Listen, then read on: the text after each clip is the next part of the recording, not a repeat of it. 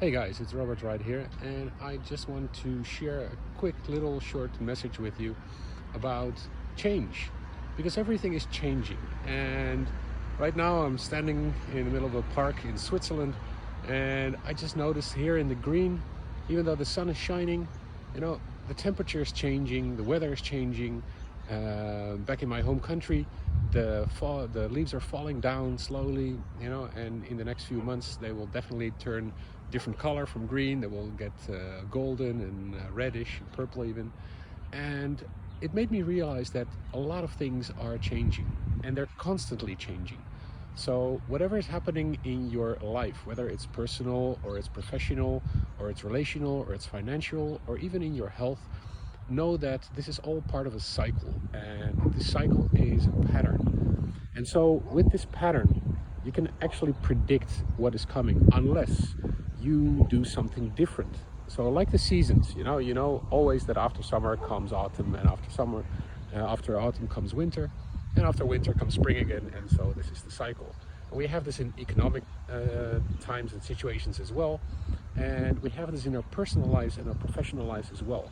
One day we are highly motivated and we really want to go for everything that we can do within our jobs or within our works. And the other day we're absolutely unmotivated. We just feel stuck, and we feel deprived of our passion and our connection to why we do what we do.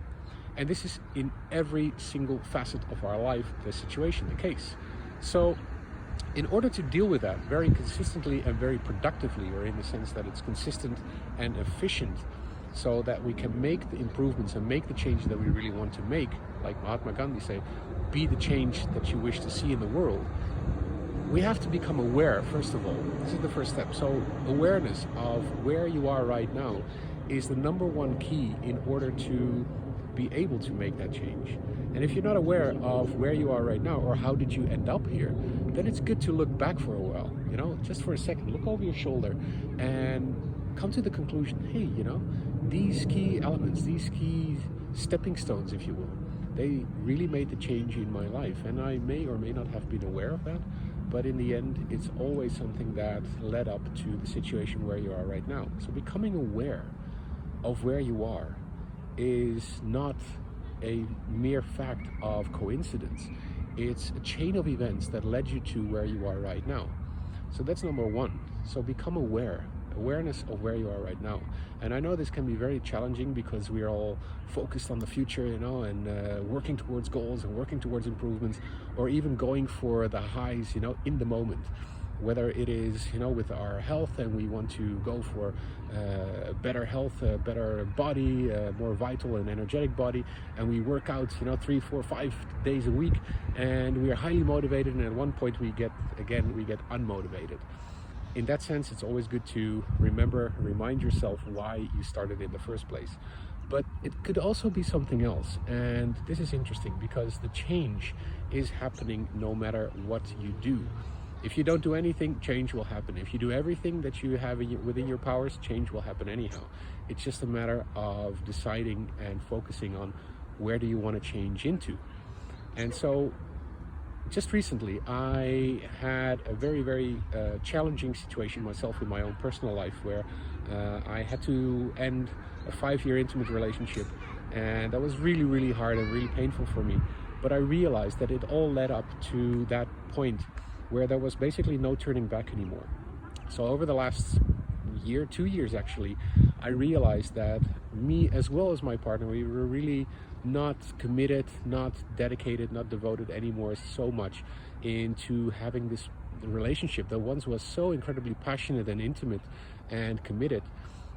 We didn't have that connection anymore. We just didn't have that drive and that motivation anymore. So instead of blaming the other person and saying, oh, you did this wrong and you did that wrong, I decided for myself to look inside and to find out, what led to this situation, what led up to this moment for me. Because in the end, it's only about you. As egoistic as it may sound, it's only about you. And for me, from my side, I realized that what I put in was not what I had to put in.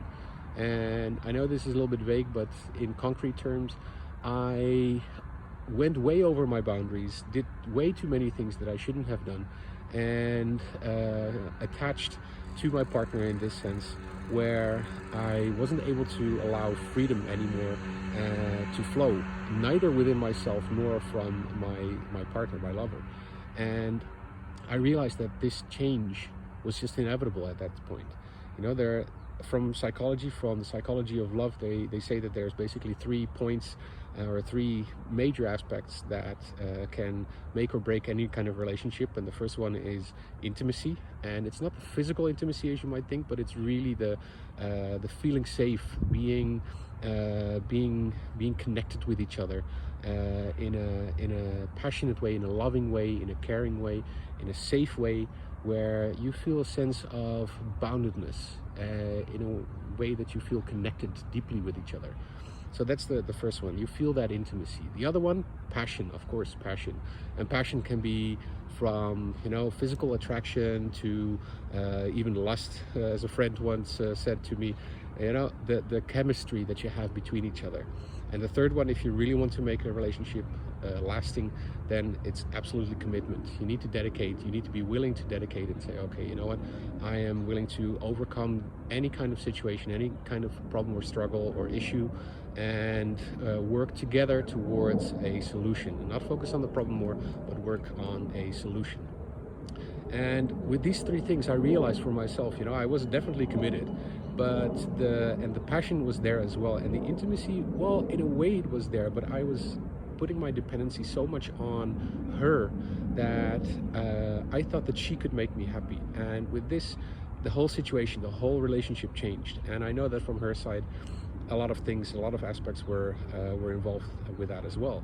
But the point is that regarding change, you know, if you don't do the things necessary in order to change towards the direction that you want to go into, or in order to move to the quality of relationship that you want to have, or in order to move towards the kind of fulfillment that you have in your work or in your health, then, you know, the change is going to happen, but it's not going to be in a very pleasant way.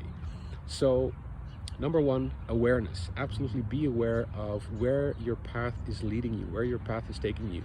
And most of the time we just follow this path unconsciously, subconsciously, without even thinking, where are we moving? We live from day to day with our patterns and our routines and our habits, and we barely look forward. We have ideals and dreams and goals, yes, absolutely, but rarely do we look up and see, where are we? You know, are we still on track? So becoming aware, becoming conscious, absolutely number one. Number two is we need to be willing to actually move or adjust into the direction that we want to move in. So if you are coming to the conclusion, hey, this path that I'm walking on right now is not working for me, it's not where it's leading me where I want to be, then alter your course, change your course. And just like an airplane, you know, if you are a pilot and you're flying in the sky, your airplane, your Boeing or your Airbus or whatever kind of airplane you're flying, if you make a 1% or 1 degree change over a course of 1,000 kilometers or 1,000 miles or even more, you're going to end up somewhere completely different from where you want it to be. So with this metaphor, with this analogy, it's good that you stay conscious and stay aware, and also make the necessary adjustments in order to move towards the direction that you want to have, or that you go into the direction that you want to end up. Number three, and this is the final part, is that once you do that, you need to be consistent as well. So consistency means that staying aware, staying conscious, being willing to make the adjustments every single time that they occur, that you are aware of them. And what I mean with that specifically is that it's good that, you know, for once a week, or at least once every month, preferably more often, take a look at where you are. Just take half an hour or even an hour to realize, where am I right now, and is this what I'm doing, and is this what I'm having, and is this the person who I am right now? Is this leading me towards my ideal, towards my goal, to where I want to be? And like I said, change is inevitable. Everything will change. So the only consistent factor, somebody once said, is change. That's the only consistent factor in the world. So in order to make the change beneficial for you, it's good that you stay aware, that you stay on track with making the adjustments, and third of all, that you stay committed in the sense that you keep on going and realize every single week, preferably, or at least every 2 weeks, where you can say, hey, I'm just going to take a break from my hectic life, from my daily routines and patterns and habits, and am I moving towards that life that I want to have, that I am envisioning? So with that, I hope that you have something interesting to think about, and I'd love to hear from you. So here's my question to you. When it comes to change, how do you feel where you are right now? Are you proactively dealing with change? Do you let change run its course? Do you think like, well, let's see where it happens, let's see where it's leading me to? Or do you have no clue that things are changing, and did I just make you aware of the fact that change is happening all around us, just like the seasons here? So I'd love to hear from you. Drop me a comment down below in the comment box, and I'll definitely get up to you. And for now, from this sunny place here in Switzerland, where I'm surrounded by the green, I'll just show you a little bit more of the nature. I wish you an amazing day, and I hope to hear from you, and I hope to meet you very, very soon. And for that, live in peace, live prosperous. Let's see you next time.